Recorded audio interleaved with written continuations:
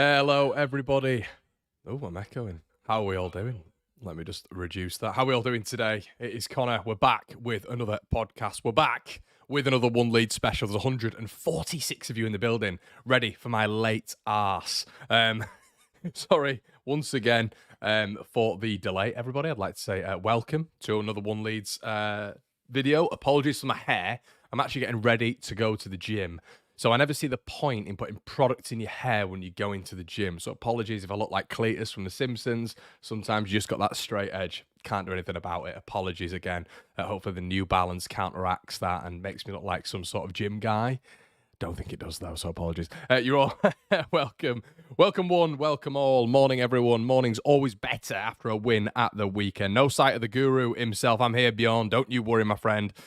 Morning. Yeah, great to catch you live, Mark. Hello, Leeds fans from Belgium, says Steen. Good morning, Connor. Hope you're doing well. Hi, Rich. Hope you're all doing good in the building today. There's a fair few of you. Let's go, big man. That's right, Sam. Give me an ego boost, mate. Big man. Joking, everyone, joking, sarcasm, joking. Hi from Adelaide. Hi from Australia in general. The Jim and Doncaster, fair play.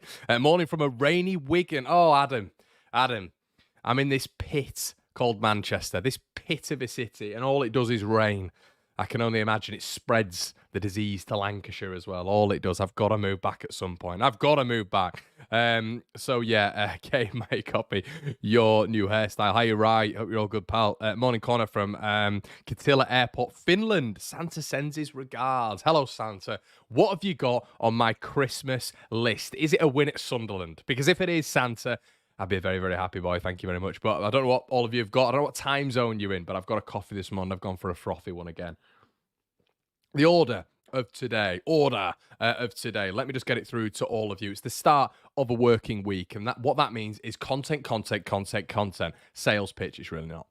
From One Leeds. Basically, over on Patreon from 1 o'clock, we have a Across the Pond, the first of its kind, where me and Gabe are going and doing a podcast, not debrief style, very, very different style, very much a championship-based podcast, but touching on lots of football matters as well, touching on the entire game, and it's going to be really fun. It's going to be really cool talking about, things that aren't just Leeds United, but we are going to be talking about things that are affecting Leeds, and I think that might interest a couple of you, to be honest with you. Then we've got another podcast later on this week, but that's been recorded today. We're going to have a little bit of a summary this evening, not live, it will be recorded, of Daniel Farke's press conference, which is kicking off at 1:30 for Leeds versus Sunderland, which is obviously tomorrow from 8 o'clock. Tomorrow from 8 o'clock, what's going on then, Connor? I can tell you, we've got a watch along, then we've got instant match reaction, then we've got player ratings on the Patreon, then we've got 3 things we learn. It's chaos at the minute. But before we start all this week's palaver and hopefully a week of Leeds United wins, please make sure you slap a like on the video, everybody. Comment and subscribe. And as I've said, if you want to head over to the Patreon content and help the channel, shout out Josh, who's just joined, Josh Coulson. And yeah, Aya Juan in the building, your number one go-to journalist for this January. Connor, my best friend from school, Mike Dodds, is the current Sunderland manager. I don't know if I've just been done there. Keith, that's not a Brummie accent, mate. It's a world-class Mackham accent. Right. Where do we start today? Well, I tell you what we're not going to do. We're not going to start it on a rumour. We're going to start on a little bit of controversy that's been stirring on the Leeds United waves, the sphere, the Twitter sphere, the reliable sphere. Over the weekend and on YouTube. I did a video yesterday, 3 things we learned. If you haven't checked it out, everybody, make sure you do so. They're flying on Sundays and the day after games, so thank you so much for your support there. I did it on what did we learn from the game? Now, the obvious things were there. Dan James. JC, love that, mate. Dan James, Crescencio Somerville. Connor, you're boring all of us. I know. But the last point caused a little bit of controversy, and I might have criticised a few Leeds United fans for their response to Djed Spence. Now, I know you guys are a very different audience probably to the weekend's audience, or you might be the same, but I want to get your thoughts. Djed Spence at the weekend, I wasn't happy, Bunny, with what I saw on Twitter, the reaction of a lot of people toward Djed Spence in terms of his performance.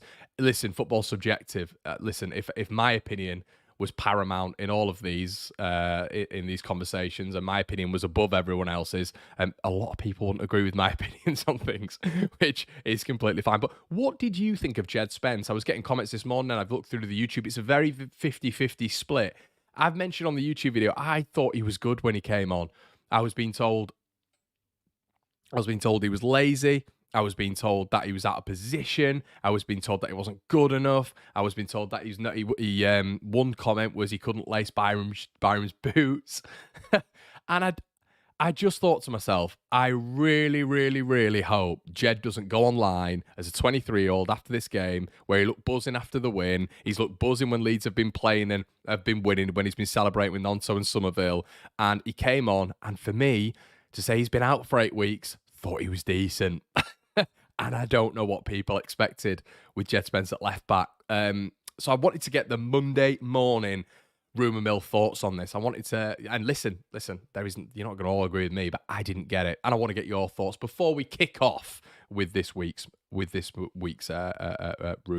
Djed Spence could have come on and scored a hat-trick, and our fan base would moan. The cesspit people call it. I think we're talking to Twitter. And this is what I mean, Elmy. This is the real variation of Leeds fans when it comes to it. What do you mean by that, Elmy? And I don't listen, I'm not saying that your opinion isn't correct there. I just don't know. When people say lazy, why was he lazy, and what about his performance was lazy? Because I think that's a big word. That's a huge word to just throw at the door of a lad who's just come back after 8 weeks, and I thought did pretty well. Yeah, lazy though. I have heard that quite a Sammy's a Leeds product.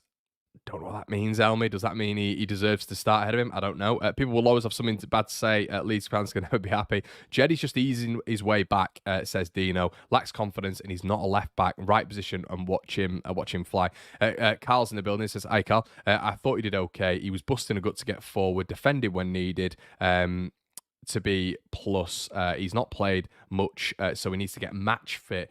People are just fickle. I thought he was decent. You could tell he hasn't played football for 2 months. John Buck says, I thought he was fine. Bright moments and recovered the ball when he lost it. The guy has had no minutes. Jason, first game for Leeds, really can't judge him, to be honest. Spence needs time to gel and get up to speed. Dan's in the building saying, Spencer's played 10 minutes in 6 months. Give the lad a break. Plus, he was at left back. So for me, he was fine, and I was just happy to see him back. Andrew, hi Andrew. Spence looked talented, but will surely be more disciplined in positioning if he was starting. He would often storm up into attack and stroll back. Well, it seems to be quite unanimous. Evie, hi Evie. I thought Spence was great. He wasn't 100% match fit, which I think people are mistaken for laziness. Does he actually want to be here, says Jin. I think he does, mate. And I think, listen, what I will say with Djed Spence, and these are not measurables when you're looking at Spence, but normally you can tell, and as Leeds fans, we've known players in the past who've not wanted to be there, all the way back to the days of Andros Townsend, who came to Leeds for about a game. But you've always known the players that have not wanted to be there. You can tell, they're on the bench, not really interested, or they're playing and they're not really interested. What I saw from Djed Spence and what I've seen from Djed Spence is when he's been back into the side, when he's been back in the selection pool at Leeds United, when he's been on the bench, where he could have thrown his dummies out the pram, he'll probably look at himself and think, caliber-wise, I'm the best player. I'm one of the best players in this side, really. With what I've done with the club I'm at. He could have. And it wouldn't have been great, but him being a Premier League player, he could have thrown his dummies out the pram. Why am I not starting yet? Why am I not starting? He hasn't. He's been celebrating on all the tunnel cams, which has been, posted by Leeds United afterwards, buzzing. He's been hugging Somerville, charging down the wing when he's been scoring, getting into the dancing mix and stuff like that, which has been great to see. And when he came on, he was the first one to celebrate with Somerville, and he's happy, and he looks great. He looks like, overjoyed to be playing football. I don't know what this means, and I don't know what people mean when they say like attitude. That's another word that bugs me. It really bugs me. Why has he got attitude? Why is he lazy? Why these sort of words being labelled with Spence? Don't understand that for me whatsoever. He came on, he looked happy to be back, and I said this before. I know Jaden Anthony came on after 15 minutes, but when Spence came on, who started getting more of the ball? Somerville. a lot more of the ball. Now, for me, that's because Djed was creating a lot of space going forward. They were a little bit more nervy about him. I spoke to a Rovers fan afterwards, and he said as soon as Spence came on, you started seeing Leeds open up on that left-hand side. Unfortunately, guys, this is what you're going to get with Djed Spence. You know, you're going to get insane recovery speed, but the beauty about Djed Spence is he's essentially another winger. He's that good getting forward. Very much of the Aaron Wan-Bissakas of getting back with that recovery speed and making tackles, but he's not a standardised right back who just sits in that position. He's not. He'll bomb on forward and act as another winger. And Leeds bought him for that purpose.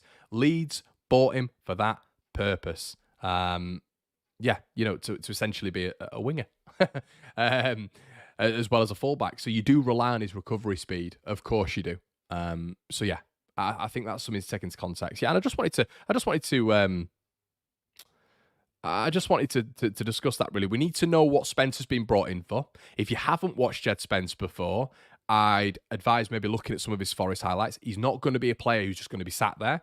I think Byram does get forward, but a lot of the time he sits there. He's not that sort of player. So you're going to see him out of position a lot of the time, and the onus is then going to be on a Glenn Kamara to just slot into that left-back position when he's gone forward, or Ethan Ampadu, the central midfielder in that moment when a fullback bombs on should always slot into fullback. And as a centre-back, on that left-hand side, Pascal Strout's got to be more aware. That is what you're going to get when you start Djed Spence. That's it. He's that sort of player. Leeds bought him for that reason. So unfortunately, if this all out-of-position stuff, even if Farke's discussing it, which I did hear him say after the game, he does positionally need to be a little bit more aware. I'd say it's his first game back, but as a caveat, that is Djed Spence. If you've ever watched him before, that is him. So, yeah, it is what it is.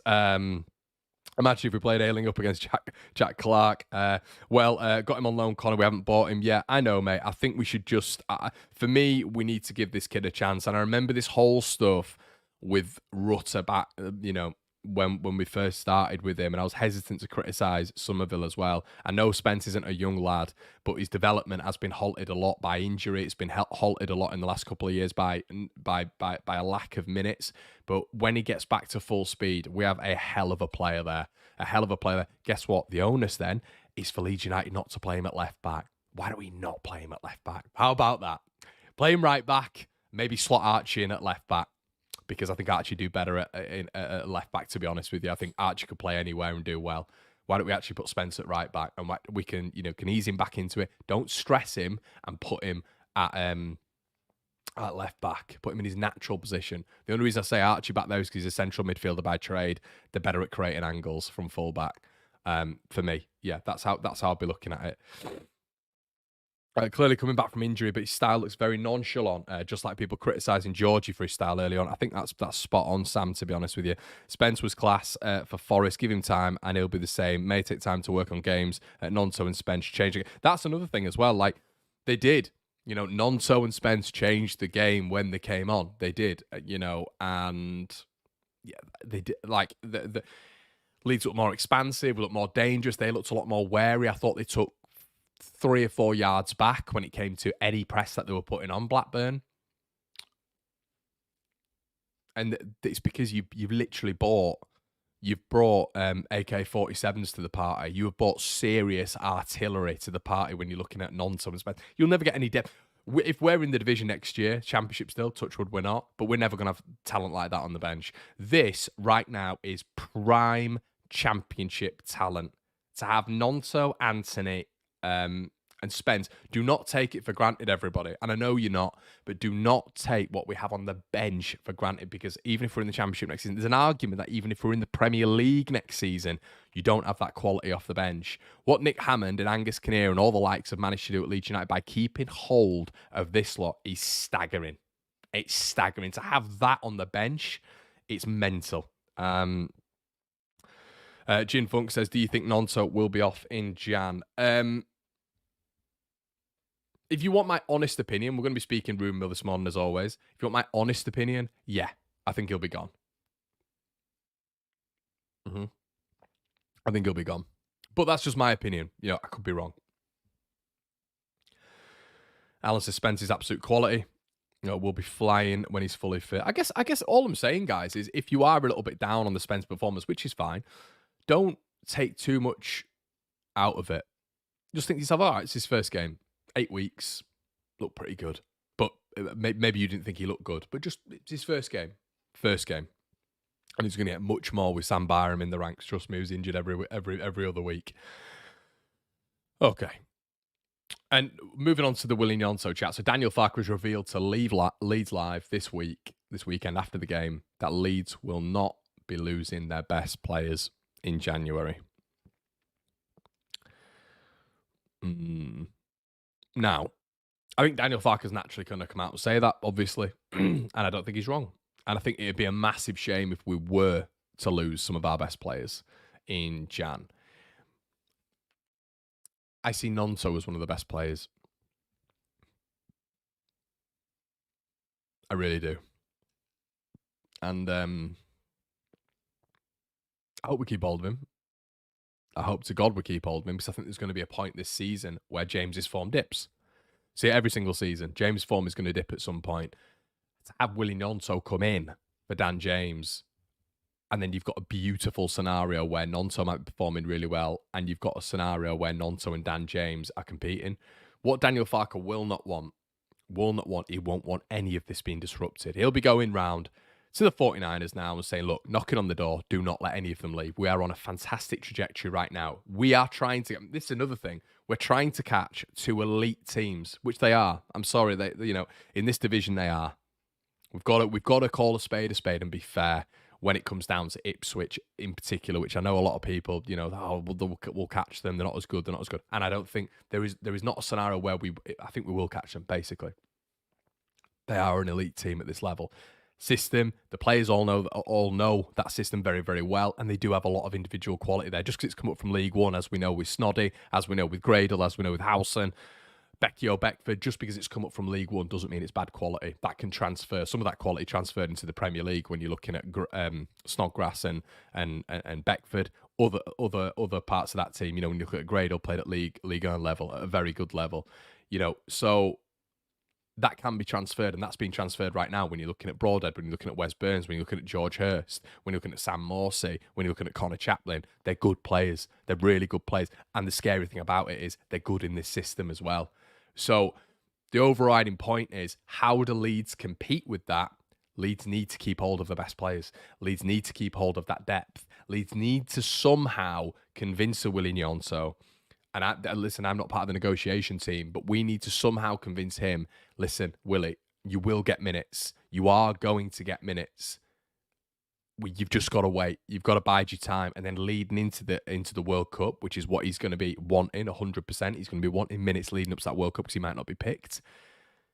You are going to be getting that right wing slot back. You just have to wait and bide your time. Now, that's up to Daniel Farke. Daniel Farke, and this is going to be ruthless, but if Daniel Farke sees a scenario where James isn't working, 1 or 2 games, he's out. Gnonto's in if he's proven it. If he's proven it on the training pitch, if he's proven it with substitute appearances, he's in. And that's how competitive and how ruthless it needs to be. And guess what? That's fantastic for me, because competition breeds success. Consistency breeds success. Competition breeds success. Marcelo Bielsa's dream of having 2 players in every position. We've got that now in our offensive third. Spence and Gnonto coming into the starting 11 can hardly be considered a drop down in quality. They are massive players at this level. I'd agree, mate.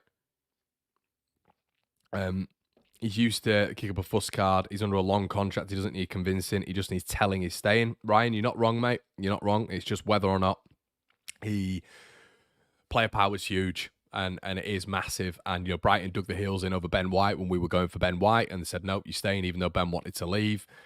You're staying. That's what Leeds have to do with Willie. And hopefully the saga that happened in the summer might actually play into our favour. But alongside that, Leeds might have turned around and gone, do you know what? You've given us 3 or 4 months. I bet Leeds thought he was going to be playing a lot more as well. Leeds will have thought he was going to be starting in the summer, 100%. So the fact that James is doing so well right now, I bet Leeds are a lot more willing to let him go for a price. I think that's going to be the scenario. And then I think Leeds are going to invest in another winger. Certain name who I think they might go in for, but we may leave that for a transfer video. Manjeet says, what are your thoughts on Connor Townsend from West Bromwich Albion as a left-back gettable target? Target is out till Feb. I didn't know that, Manjeet. Is he out till Feb?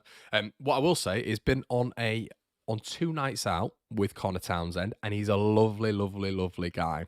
Can reside up in the Yorkshire region. Came through with one of my mates at Hull City. So yeah, I'd be enticing to Connor Townsend, and yeah, I like him as a player as well. I like him as a player a lot. So it's not a bad shout, mate. Not a bad shout whatsoever. That. Yeah, good one. I would like to see Nonso and Spence in the FA Cup first 11. Give them 90 minutes, send a message to Farker. Dino says, Somerville is key and Nonto saying they seem to have a great relationship and play together, just need confidence. That is, tap him up. I will, mate. I'll give my mate a message and say, look, Manjeet said on one Leeds, that Leeds should go in for Connor Townsend. What do you reckon? What's he saying? A little bit of news as well with Patrick Bamford. Phil Hay has said that when he was asked about a January transfer update this morning, because Bamford's obviously not been in the squad, it's not a cause for concern, according to Phil Hay. Apparently, he stated that a transfer for Patrick Bamford is unlikely in January, and the Bamford size gap on Leeds' bench was nothing more than an illness. What a joy. Listen, there's no way I'm saying, thank God he was ill, but I'm wanting to see Matteo Joseph on there. Yeah. I liked what I saw with Matteo Joseph. Matteo Joseph isn't going to perform as a substitute like that in every single game, which, wasn't exemplary, but it was good, really good from what we saw inside about 10, 15 minutes. I liked it a lot. We're not going to see Joseph, are we? If Bamford's back on the bench, I would rather give a youngster a chance who has a lot of potential and had a lot of clubs after him and will have a lot of clubs after him in January than someone who is just completely irrelevant in this side, runs around for a little bit, will miss a penalty when he gets given the opportunity, will miss a sitter when given the opportunity. Why would we not try get the youngsters ahead of the game if they've got potential and get them on the bench? How, after that performance at the weekend, I'm not saying Matteo Joseph was outstanding, but what I saw was combativeness. I saw willingness. I saw a real want and desire. I saw no fear. And that scares the life out of defenders. And I don't see why, once again, we will be charity FC for Patrick Bamford. I like what we've done with Luke Ayling because he's not good enough. Not good enough. Hasn't been good enough for 2 years. We've eventually got Sentiment FC, ripped it up, thrown it in the bin. And that sounds ruthless because I do love the lads. I've got a massive respect for them all. I don't know why I have to say this every time. It's like pandering to a certain side of the fan base who seem to think that, anytime you give criticism to these players, you need to then have a caveat of they're wonderful people, they're wonderful people. It's football. It is what it is. We need to be ruthless here.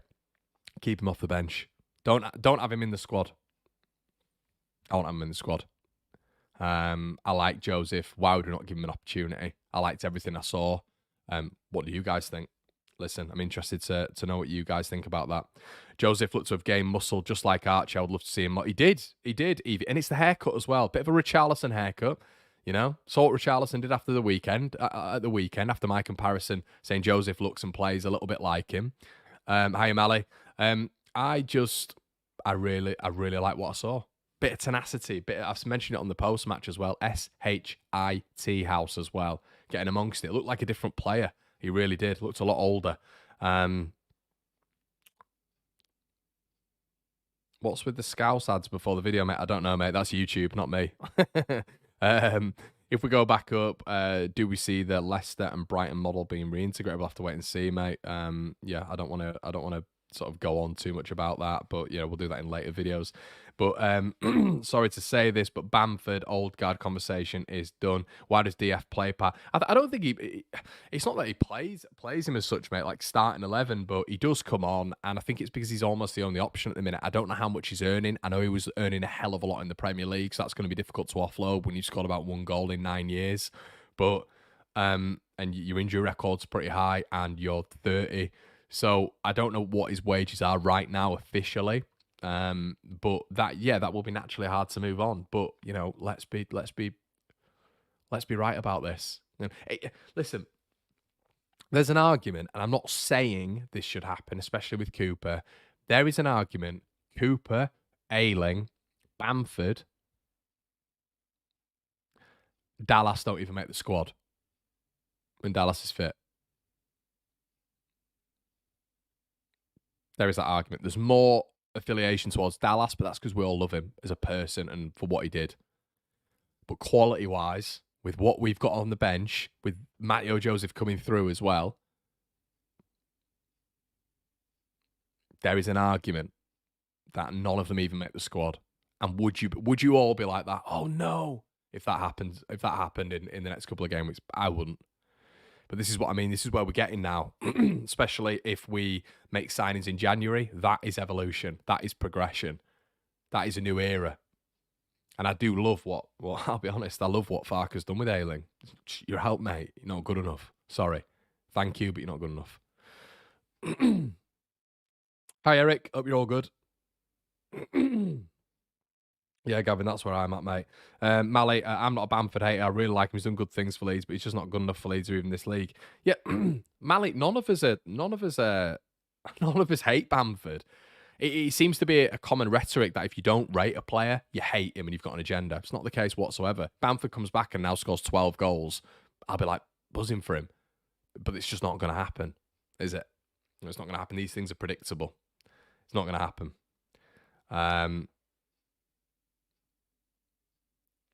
Dallas's Berardi situation. Coops and Ayling will go at the end of the season. Agree with you, Connor. The Holy Trinity, they just aren't good enough anymore. Alfie says Dallas will always be a legend in my eyes. That's it, Alfie, and that's it. He's a top pro. We all love him, but it doesn't mean he starts or even gets in the squad for Leeds United.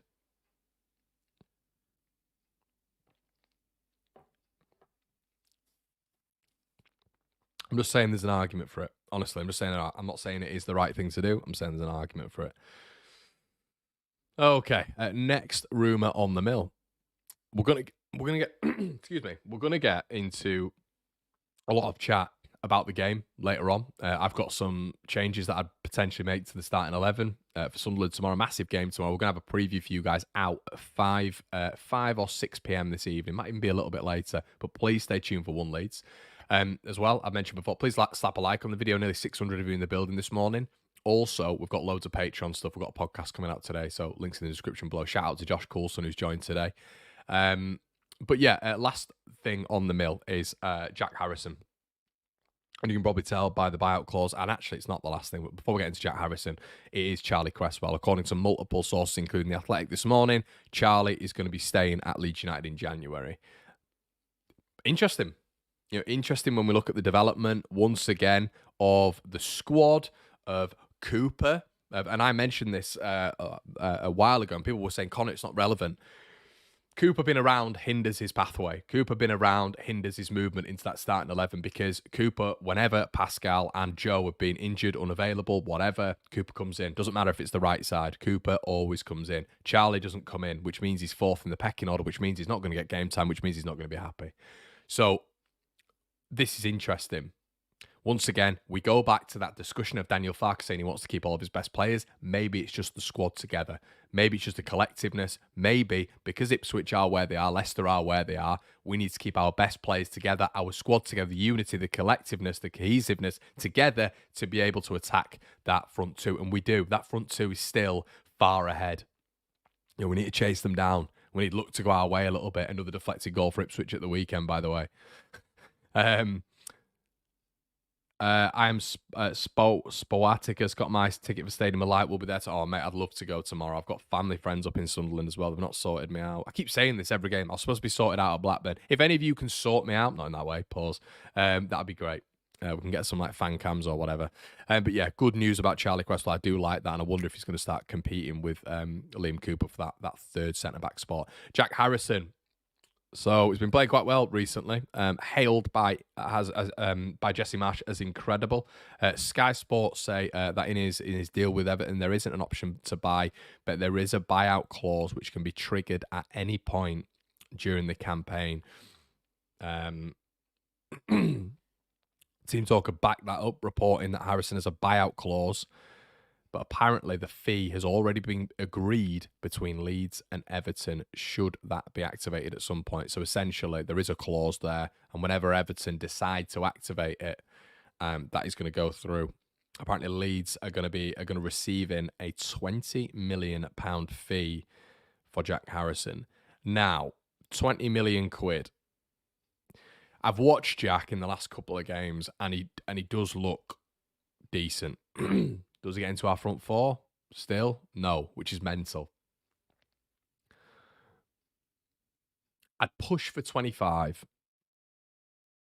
I think we could get 25. Everton apparently have got no money, so I don't really understand that, but it's what it is. Seem to just get away with it, but it is what it is. If they are to offer and get 20 million for him, I'm fine with it.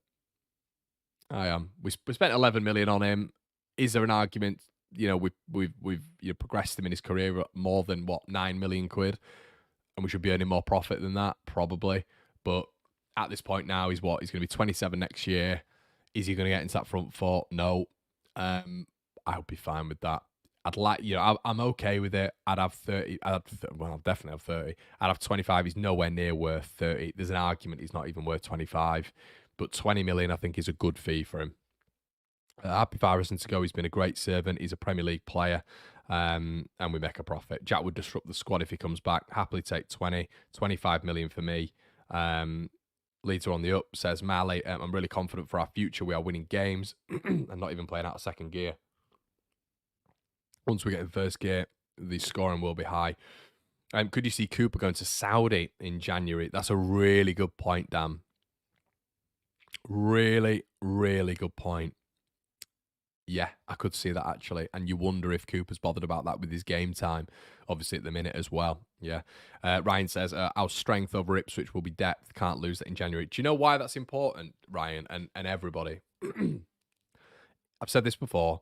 The advantage Ipswich have over us is the advantage we had over Villa, had over Norwich and Sheffield United did systematically have styles. When you look at like the 3-5-2 under Wilder and Farker at Norwich. Systematically, on the ball, playing out from the back, patterns, trends, Ipswich are better than Leeds. They are. They're being indoctrinated into a very, very stern, regimented framework for a while now. And not only that, but they play it very, very well. We all know what that's like under Bielsa. We all know what that's like. It's very, very difficult to disrupt that. And McKenna has got them playing in a way which is very, not Bielsa-like, but it's system-based. They haven't got the overall quality that Leeds have got, but system-wise, they are better than Leeds. The big advantage that Leeds have over Ipswich is quality, and quality in depth. And Ryan's bang on the money. Because how we play system-wise, I don't think... I still struggle a little bit when it comes... You guys know this, when it comes to a press. Do we have a press? Do we not have a press? Some games we do, some games we don't. And a lot of the time, it is just give the ball to the front four. Let's see what happens. Whereas I feel it's very, as Scott Parker would say, scripted when it comes to Ipswich. But it might be scripted, but it's stopping that as well. There is an argument that Bielsa's Leeds was scripted, but can you stop it? Teams couldn't. And at the minute, Ipswich are very, very scripted, but can you stop it? And a lot of teams aren't doing it at the minute. And the problem we face at the minute is there is a top four differential to the rest of the division. The rest of the division, in my opinion, is tripe. It really is. Really, really tripe. So, yeah. Hi, Andrew. Do you think Ipswich can sustain this all season, mate?